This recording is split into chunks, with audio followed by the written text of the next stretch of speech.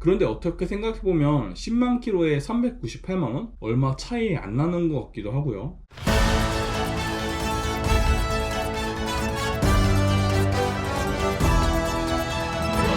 자동차 가격표 번역기 차파고. 안녕하세요. 가격표 번역기 차파고입니다. 2부에서는 차파고가 제안하는 최상의 가성비 조합에 대해 설명드리겠습니다. 가장 저렴하게 구매하실 분들은 에어에 드라이브 와이즈 추가하셔서 4,942만원에 구매하시는 걸 추천드립니다. 일단 에어 등급이 기본 구성이 뛰어납니다. 10.25인치 LCD 계기판에 10.25인치 내비게이션까지 있으니 실내 LCD 부분에서는 아쉬울 게 없죠. 그리고 가죽 열선 스티어링에 1열 열선 시트, 1열 통풍 시트까지 있어서 겨울이든 여름이든 운전하는데 힘들고 불편할 게 없습니다. 또한 전자식 파킹 브레이크와 오토 에어컨, 후방 카메라까지 있으니까 편의 면에서도 옵션 구성 넉넉하죠. 거기에 스마트 크루즈 컨트롤과 전방 충돌 방지 보조 같은 지능형 주행 기술도 기본입니다. 이제 여기에서 하나 꼭 넣어야 할 옵션이 바로 90만원짜리 드라이브 와이즈입니다.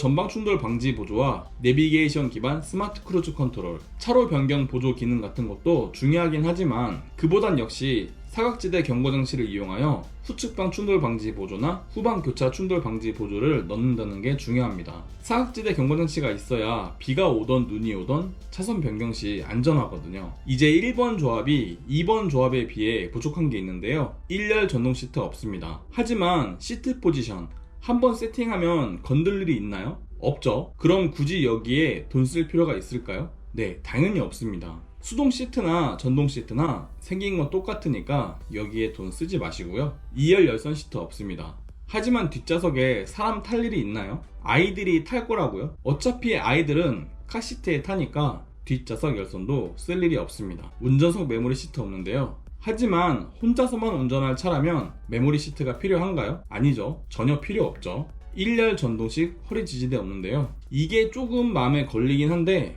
정 타보고 허리 받쳐주는 게 없어서 허리가 쑤신다 싶으시면 그냥 허리에 쿠션 하나 놓으면 됩니다. 적당히 옵션을 넣었으면 좋겠다 싶으신 분이라면 에어에 드라이브 와이즈, 컴포트 추가하여 5,037만원에 구매하시는 걸 추천드립니다. 1번 조합 대비 95만원 올랐습니다. 에어에서 컴포트 빼고 사기가 솔직히 쉽지가 않습니다. 일단 운전석 메모리 시스템, 이거 물론 혼자만 운전한다면야 없어도 그만이긴 하지만 아닙니다. 메모리 시스템이 들어가면서 이지 액세스 기능으로 승하차를 편하게 해주는데요. 이게 있다가 없으면 은근히 불편합니다. 게다가 가죽 시트, 이 시트 가죽이 천연 가죽으로 바뀌는데 이것도 인조 가죽 시트와는 확실한 재질 차이가 나긴 합니다. 또한 앞좌석 시트가 둘 다 전동으로 바뀌니까 운전 중에 중간중간 시트 포지션 잡기 편하죠. 그리고 가장 중요한 거, 니로가 패밀리카 베리에이션까지 사용이 가능한 차임을 생각하면 뒷좌석 열선 시트는 도저히 뺄 수가 없습니다. 아이들이 카시트 타는데 뒷좌석 열선이 뭔 필요하냐고요? 그런데 아이가 카시트를 탄다면 아이 엄마도 그 옆에 타게 되겠죠. 그렇다면 뒷좌석 열선은 당연히 있어야 됩니다. 게다가 2열 세이프티 파워 윈도우 옵션까지 컴포트에 들어오는 걸 생각하면 도저히 뺄 수가 없습니다. 2번 조합이 3번 조합에 비해 부족한 게 있는데요. 스마트 테일게이트 없습니다. 하지만 차를 타면서 트렁크 열 일이 얼마나 있을까요? 한 5번 타면 한 번 열까? 그런 게 바로 트렁크죠. 그래서 굳이 이런 데에 돈 쓸 필요 없습니다. LED 헤드램프 없는데요. 하지만 지금의 프로젝션 램프로도 운전하는 데는 문제 없습니다. 헤드업 디스플레이 없는데요. 하지만 지금 이미 계기판이 LCD 계기판이죠. 여기에도 모든 정보가 다 보여지니까 굳이 헤드업 디스플레이에 욕심낼 필요는 없습니다. 전방 주차 센서 없는데요. 하지만 우리나라는 거의 후면 주차가 대부분이죠. 그렇다면 전방 주차 센서를 쓸 일이 있을까요? 사실 없죠. 게다가 정 주차하다가 앞이 닿을 것 같으면 한번 내려서 봐주면 됩니다. 그래야지 운전 실력도 빨리 늘고요. 풀옵션에 가까운 조합을 원하시는 분이라면 어스의 드라이브 와이즈, HUD 팩, 원격 스마트 주차 보조 추가해서 5,318만원에 구매하시는 걸 추천드립니다. 자, 일단 3번 조합 설명하기 전에 에어에서는 드라이브 와이즈와 컴포트 넣는 정도에서 멈추는 게 맞습니다. 여기서 만약에 LED 헤드램프 챙기겠다고 스타일 넣고 스마트 테일게이트와 V12L 넣겠다고 하이테크까지 넣어버리면 가격은 무려 5,187만원인데요. 이러면 어스에서 드라이브 와이즈 넣었을 때 5,223만원에 비하면 겨우 36만원 싼 정도밖에 안 되죠. 그런데 어스엔 전방 주차 센서와 전자식 룸미러, 메탈 페달과 도어 스커프까지 앞서게 됩니다. 이럴 거면 굳이 에어에서 이것저것 넣을 필요가 없어요. 그냥 어스로 넘어오시면 되고요. 어스 온 김에 헤드업 디스플레이도 꼭 넣으셨으면 좋겠습니다. HUD에는 차량 주행 시 필요한 정보가 한눈에 다 보이기 때문에 내비나 계기판을 볼 일이 많이 줄어듭니다. 앞만 보고 운전하면 되니까 눈이 편안해져요. 원격 스마트 주차 보조는 가격이 30만원으로 꽤 괜찮은 기능인데요. 스마트 키를 이용하여 차를 앞뒤로 넣고 뺄 수 있으니 좁은 주차장에서 쓰면 좋습니다.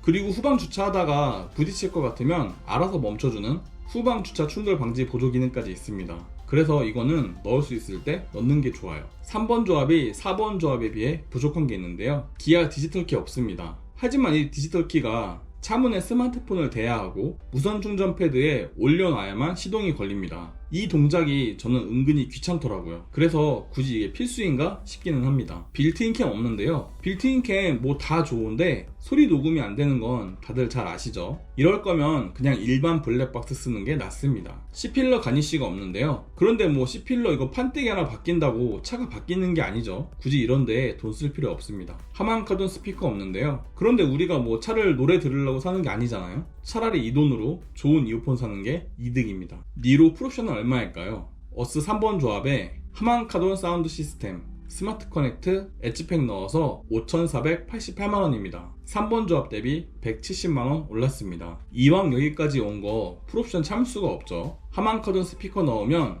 스피커가 6개에서 8개로 늘어나면서 앰프도 추가됩니다. 솔직히 운전하며 노래 듣는 게 이 드라이브의 또 다른 재미인데 그런 면에서 스피커는 포기하기 쉽지 않죠. 스마트 커넥트도 90만원으로 비싸기는 하지만 안드로이드 폰뿐만 아니라 아이폰까지 등록하여 스마트키 대용으로 쓸 수 있기 때문에 아 맞다 차키 이렇게 할 일이 없어집니다. 게다가 빌트인 캠까지 장착되니까 싸제 불박 달 필요가 없죠. 마지막으로 엣지팩을 넣는 이유, 이거는 그냥 좀 플렉스 해보겠다 이겁니다. 내가 니로를 살 때 풀옵션을 샀다는 느낌을 내려면 이 엣지팩만한 게 없죠. 한눈에 보는 옵션표입니다. 가장 저렴하게 구매하실 분들은 1번 조합 4,942만원에 구매하시면 됩니다. 스마트 크루즈 컨트롤을 기본으로 10.25인치 LCD 계기판과 10.25인치 내비게이션, 1열엔 열선 통풍 시트, 사각지대 경고장치까지 들어가니까 뭐 예전 니로 EV에 비하면 옵션의 급이 많이 올라가 있습니다.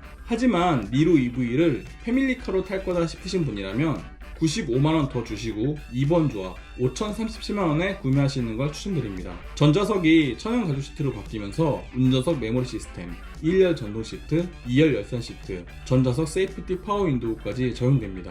하지만 이왕 사는 니로 옵션을 좀 빵빵하게 하고 타고 싶으시다면 281만원 더 주고 3번 조합 5,318만원에 구매하시면 됩니다. 어스로 올라가며 전방 주차 센서 챙기고요. LED 헤드램프, 스마트 테일게이트, 실내외 V2L 커넥터, 헤드업 디스플레이, 원격 스마트 주차 보조로 EV6 부럽지 않은 옵션들 다 챙기게 됩니다. 하지만 이왕 사는 차 여기까지 왔으면 풀옵션이지 싶으신 분이라면 170만원 더 주시고 4번 조합 5,488만원에 구매하시면 됩니다. 하만카돈 스피커에 빌트인 캠, 디지털 키, C필러 가니쉬까지 다 챙기게 됩니다. 저는 개인적으로 1번 조합 정도 추천드리고 욕심을 낸다면 2번 조합까지 괜찮은 것 같습니다. 그런데 3번 조합 갈 거면 그냥 EV6 사세요. 어차피 차값 차이가 500만원도 안 되는데 배터리 크기부터 외장 디자인, 실내 공간, 충전 속도까지 아예 급이 다릅니다. 니로 EV는 싸게 살려고 할 때 의미가 있지 5천 중반까지 줘가면서 살 차는 아니라고 보거든요.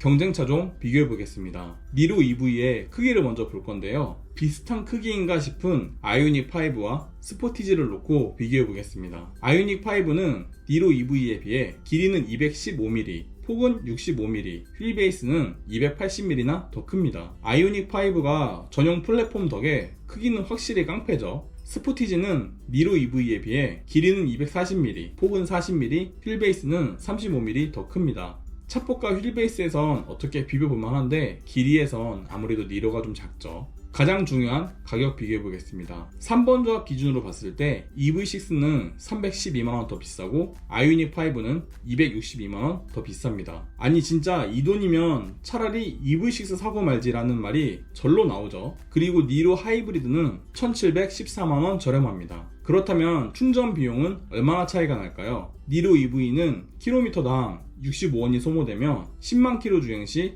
649만원의 충전료가 발생합니다. EV6는 니로 EV에 비해 53만원 더 들고 아이오닉5도 똑같이 53만원 더 들죠. 니로 하이브리드는 기름을 태워서 그런지 무려 398만원 더 드는데요. 그런데 어떻게 생각해보면 10만 킬로에 398만원? 얼마 차이 안 나는 것 같기도 하고요. 어쨌든 차량가액에 취등록세, 5년 동안의 자동차세와 10만 킬로의 충전 비용 추가한 다음 정부 보조금 제외하고 가격을 비교해보니까 니로 EV는 5,318만원까지 드는데요. 그에 비해 EV6는 처음엔 312만원 비쌌지만 나중엔 387만원 더 비싸집니다. 아이오닉5도 처음엔 262만원 비쌌지만 나중엔 333만원 더 비싸집니다. 니로 하이브리드는 차값만 놓고 보면 1714만원 저렴했지만 5년 10만 킬로 지나고 나서 보니 겨우 277만원 더 싼 수준이네요. 이 상태에서 20만 킬로까지 타게 된다면 이제 니로 EV가 더 저렴한 차가 됩니다. 가격표 한 줄표 하겠습니다. 뭐 차도 좋고